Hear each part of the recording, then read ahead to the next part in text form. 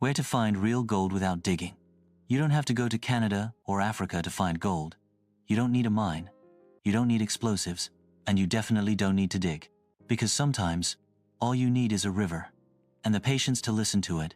There are rivers in Germany, Austria, Switzerland, and parts of the United States where gold has been flowing for centuries. Real gold. Not in chunks or nuggets, but in the form of tiny, natural flakes, called placer gold or flour gold. It begins in the mountains. As the rocks weather and erode, microscopic particles of gold are released. These particles travel with the river, pushed by water, wind, ice, and time, kilometer after kilometer, until they slow down, settle, and sink. Where? That's the key. Where does river gold collect? Not just anywhere along the water's edge. You have to know the signs. Look at inside bends of a river, where the current slows. Check behind large rocks or natural obstructions. Search in crevices between river stones, where heavy particles gather. Focus on gravel bars and natural depressions, where material collects after flooding. Why there? Because gold is heavy. Heavier than almost anything else in the river. Nearly 19 times heavier than water. So while lighter sand and dirt wash away, gold sinks and stays. How do you collect it? You don't need expensive equipment. Start with a simple gold pan, a flat, wide dish with ridges along the side. It costs less than a meal out. Scoop a pan full of gravel and river sediment, add water, and gently swirl. With each motion, lighter material, like sand, clay, and organic debris, floats away. The heavier material, the concentrates, stay in the bottom.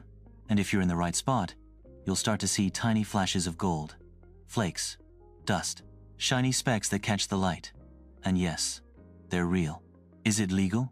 In most countries, recreational gold panning is allowed, as long as you're not using machines, chemicals, or damaging the riverbed. In Germany, small-scale panning is legal in many regions for personal use. Austria even has designated gold panning zones in rivers like the Röhrisch or the Mur. In Switzerland, certain areas of the Canton Valais and Bernese Oberland are well known for natural gold. And in the US, states like California, Alaska, and Colorado welcome hobby gold seekers with simple tools.